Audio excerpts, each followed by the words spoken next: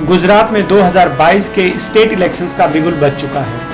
PM Modi का गृह राज्य होने के कारण गुजरात पर राजनीतिक पंडितों की चौकस नजर रहती है और यहाँ होने वाले हर छोटे बड़े बदलाव को बड़ी ही बारीकी से परखा जाता है। भले ही पीएम नरेंद्र मोदी की सवारी गुजरात से निकलकर दिल्ली आ गई हो, पर अभी भी गुजरात में वही बीजेपी का मुख्य चेहरा है। इसलिए यहाँ के चुनाव बड़ी आसानी से उनकी राजनीतिक साख का मुद्दा बन जाते हैं। अगर गुजरात में थोड़ी सी भी बात बिगड़ी तो वो दूर तलक जाएगी।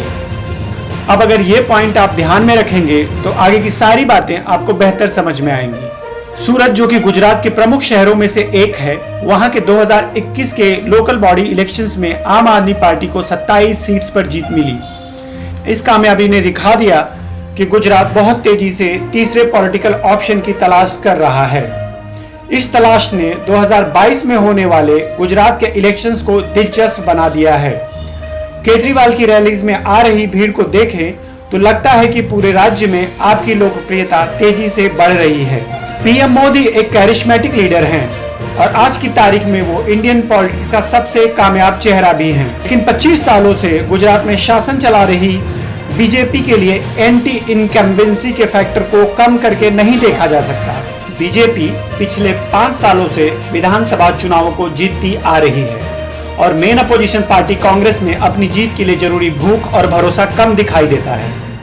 हार्दिक पटेल, अल्पेश ठाकुर और जिग्नेश मेवानी को एक साथ लाकर कांग्रेस ने कुछ उम्मीद जरूर पैदा की थी, पर हार्दिक और अल्पेश के बीजेपी ज्वाइन कर लेने के बाद से ये बाजी हाथ से फिसल सी गई है। ऐसे में कांग्रेस से अकेले दम पर सत्ता परिवर्तन की उम्मीद करना किसी चमत्कार से कम नहीं है। इस दौरान जबकि बीजेपी का ग्राफ ऊपर और कांग्रेस का ग्राफ लगातार नीचे जाता रहा, गुजरात के वोटर्स के लिए एक नए विकल्प के रूप में सामने आई आम आदमी पार्टी।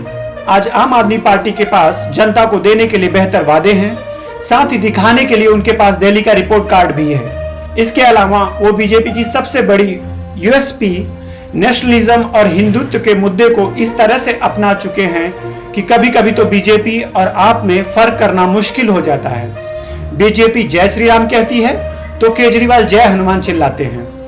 भगवान राम और हनुमान के नारों के बीच बीजेपी का हिंदुत्व वाला कार्ड बेअसर हो जाता है। नेशनलिज्म की बात करें तो प्रतीकों के इस्तेमाल में आम आदमी पार्टी अक्सर बीजेपी से भी 2 कदम आगे दिखती है। इसके बाद जो बचता है वो है जन सरोकार के मुद्दे, और वहां पर बीजेपी के पास अगर एंटी इनकम्बेंसी है तो आपके पास फ्री बिजली, चिकित्सा और बेहतर शिक्षा का वादा। ऐसे में आप एक बेहद मजबूत अल्टरनेटिव बनकर सामने आती है, जिसका जवाब देना बीजेपी के लिए मुश्किल होता जा रहा है। बीजेपी और खासकर पीएम मोदी गुजरात में पिछड़ने का रिस्क नहीं ले सकते हैं। अगर गलती से भी ऐसा होता है तो ये पीएम मोदी के राजनीतिक करियर का रिवर्सल पॉइंट साबित हो सकता है, जिसका इंतजार सभी अपोजिशन पार्टीज को है, क्योंकि अभी तक पीएम मोदी अपनी राजनीति में लगातार मजबूत ही हो रहे हैं, बस एक दिल्ली को छोड़कर, क्योंकि दिल्ली बार बार उनके नाक के नीचे से निकलकर केजरीवाल के हाथों में जा रही। यहाँ ये बात गौर करने लायक है कि साहिब सिंह वर्मा और मदन लाल खुराना के समय से ही दिल्ली बीजेपी का प्रमुख गढ़ रहा है। इसके बावजूद भी बीजेपी के वर्तमान स्वर्ण युग में दिल्ली उनसे दूर ही है।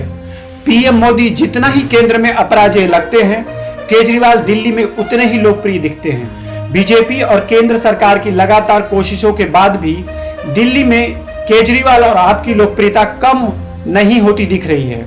ऐसे में अगर केजरीवाल और उनकी रेवड़ियां गुजरात की जनता को पसंद आ गई तो बीजेपी और खासकर पीएम मोदी के लिए बड़ी मुश्किल खड़ी हो सकती है। वैसे भी गुजराती फायदे की बात और मीठे स्वाद को पसंद करने के लिए जाने जाते हैं। गुजरात में कांग्रेस का धीमा और ढुलमुल रवैया कहीं इस बात का इशारा तो नहीं।